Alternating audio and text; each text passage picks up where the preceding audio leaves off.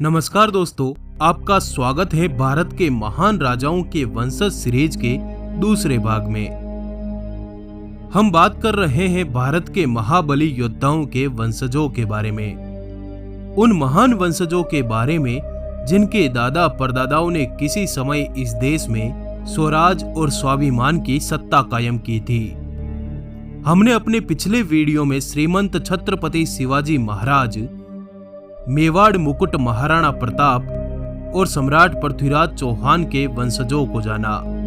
चलिए अब हम आगे बढ़ते हुए भारत के और महान योद्धाओं के शाही वंशजों से परिचित होते हैं और जानते हैं कि आखिर उनके वंशज आज क्या करते हैं और कहां रहते हैं। उम्मीद है आपने इस वीडियो को लाइक कर दिया होगा। चलिए शुरू करते हैं।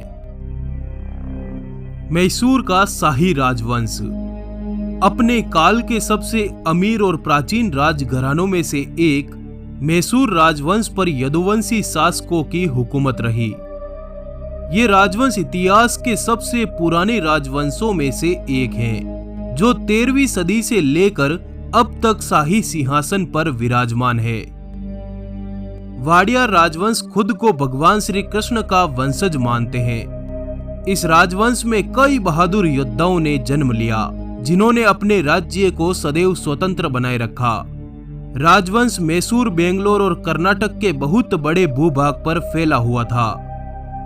वर्तमान में इस राजवंश के वंशज और 27वें महाराज यदुवीर कृष्णदत्त चामराजा है, जो खरबों रुपयों के खजाने के मालिक हैं तथा कई विशाल किलों और आलीशान महलों के स्वामी हैं। इनकी शुरुआती पढ़ाई भारत में ही हुई।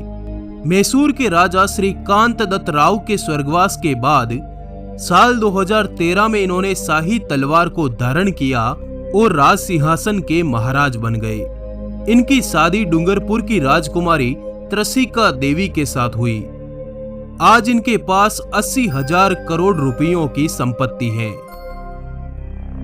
रानी लक्ष्मीबाई के वंशज खूब लड़ी मर्दानी थी वो, झांसी वाली रानी थी वो।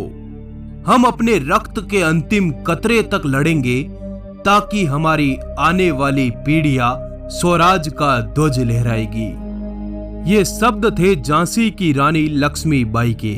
साल 1857 में भारत की आजादी के लिए झांसी की रानी का वो युद्ध, जब वो अपने पुत्र को पीठ पर बांधकर अंग्रेजों से लड़ने के लिए निकल पड़ी और अंग्रेजों से लड़ते लड़ते ही वीरगति पा गई।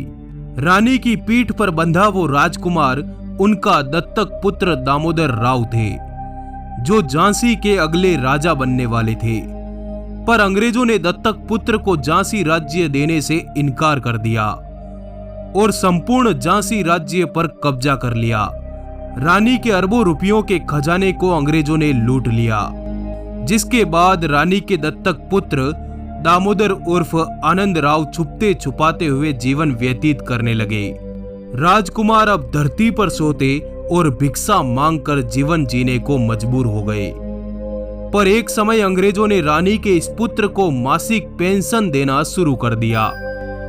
पर अंग्रेजों के जाने के बाद आजाद भारत में रानी के वंशजों को मिलने वाली पेंशन और सभी सुविधाएं बंद कर दी गई।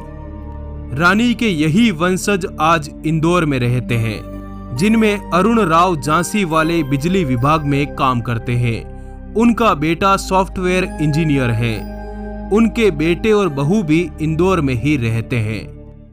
जोधपुर का शाही राजवंश। जोधपुर कोई समय मारवाड़ रियासत का एक समृद्ध शहर हुआ करता था। उस काल में मारवाड़ रियासत विशाल भूभाग पर फैली हुई थी, जिसकी आमदनी बहुत अधिक थी। यहाँ प्राचीनतम राजवंशों में से एक राठौड़ राजवंश की हुकूमत हुआ करती थी। इस वंश का सबसे प्रतापी राजा था राव मालदेव। वे बड़े बहादुर योद्धा और कुशल प्रशासक थे। उन्होंने बेहतरीन राजा के रूप में काम किया, जिससे मारवाड़ के व्यापार का विस्तार अपने चरम पर जा पहुंचा। वीर दुर्गादास राठौड़ जैसे महान योद्धा इस रियासत के सेनापति हुआ करते थे। खैर, मारवाड़ रियासत के वंशज आज भी जोधपुर में ही रहते हैं। राठौड़ राजवंश के 28वें संरक्षक महाराज गज सिंह आज भी उन महलों, किलों और भवनों के मालिक हैं जो कभी मारवाड़ रियासत के अधीन आते थे। इनकी शुरुआती पढ़ाई लंदन में हुई, जहां से इन्होंने राजनीति और अर्थशास्त्र में डिग्री हासिल की। ये साल 1952 तक मारवाड़ के राजा बने रहे। बाद में भारत की संसद के सदस्य और फिर भारत के उच्चायुक्त बनाए गए। इनकी शादी कश्मीर के शाही परिवार की पुत्री हेमलता राजे के साथ हुई। आज जोधपुर में इनकी विशाल संपत्ति और कई भवन सरकार को किराए पर दिए हुए हैं। इनके पुत्र का नाम कुंवर शिवराज सिंह और पुत्री बाईसा शिवरंजनी राजे हैं। ये सभी जोधपुर के उम्मेद भवन पैलेस में रहते हैं, जो दुनिया का सबसे बड़ा शाही राजभवन है। महाराजा रणजीत सिंह के वंशज। महाराजा रणजीत सिंह पंजाब के सिख साम्राज्य के सबसे महानतम योद्धाओं में से एक थे। उनका राज्य पंजाब, कश्मीर, अफगानिस्तान और लाहौर के विशाल इलाके में फैला हुआ था। इन्होंने पंजाब का एकीकरण करके सिख हुकूमत कायम की। महाराजा रणजीत सिंह के जिंदा रहते अंग्रेजों की पंजाब में कदम रखने की हिम्मत तक नहीं हुई, क्योंकि उनके पास विशाल मजबूत सेना और बहुत बड़ा खजाना था, जिसमें कोहिनूर हीरा भी शामिल था। पर महाराजा की मृत्यु के 10 साल के भीतर ही अंग्रेजों ने उनके विशाल साम्राज्य पर कब्जा कर लिया। महाराज के 7 बेटे थे, जिनमें से 6 पुत्र आकस्मिक और अंग्रेजों के साथ युद्ध में वीरगति पा गए। पर 7वां पुत्र कुंवर दुलीप सिंह अभी बच्चा था। इस कारण अंग्रेजों ने इनकी मां रानी जिंदल कौर को कैद कर लिया और दुलीप सिंह को लंदन भेज दिया, जहां दुलीप सिंह को ईसाइयों के बीच रखा गया। जिसके बाद दुलीप सिंह ने लंदन में ही 2 शादियां कर ली, जिससे उनके 8 बच्चे हुए। पर अंग्रेज नहीं चाहते थे कि महाराजा रणजीत सिंह का कोई भी वंशज जीवित रहे, क्योंकि अगर महाराजा का कोई वंशज सिखों के बीच चला गया तो सिख जोश में आकर फिर से मजबूत सेना का निर्माण कर लेंगे और वो पूरे भारत पर कब्जा करने में कामयाब हो जाते।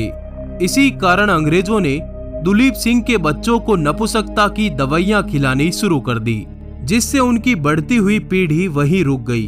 पर मशहूर बिजनेसमैन सुखदेव सिंह और जसविंदर सिंह संधूवालिया दावा करते हैं कि वो महाराजा रणजीत सिंह के वंशज हैं, क्योंकि उनके परदादा ठाकुर सिंह संधूवालिया दुलीप सिंह के चचेरे भाई और राजवंश के दत्तक पुत्र थे। महाराजा सूरजमल के वंशज। महाराजा सूरजमल भरतपुर के सिनसिनवार जाट राजवंश के महाराज थे। उनका राज्य भरतपुर आगरा से लेकर गंगा की घाटी तक फैला हुआ था। वे अपने वंश के सबसे बहादुर योद्धा और एक जनप्रिय राजा थे। राजा सूरजमल ने अपने इतिहास में कई लड़ाइयां लड़ी। इन्होंने दिल्ली के दरवाजे तक उखाड़ डाले थे। उनके किले लोहागढ़ को इतिहास में मुगलों से लेकर अंग्रेजों तक कोई नहीं जीत पाया। आज महाराजा सूरजमल की 14वीं पीढ़ी के वंशज विश्वेंद्र सिंह जी भरतपुर में ही रहते हैं। इनके पुत्र का नाम कुंवर अनिरुद्ध सिंह है। उक्त पीढ़ी के वंशज आज विराट जागीर के मालिक हैं और राजनीति से जुड़े हुए हैं। तो धन्यवाद दोस्तों। अगर आप चाहते हैं कि इस वीडियो का अगला भाग बने तो इस वीडियो को लाइक करके कमेंट बॉक्स में जरूर बताएं। धन्यवाद, जुड़े रहिए।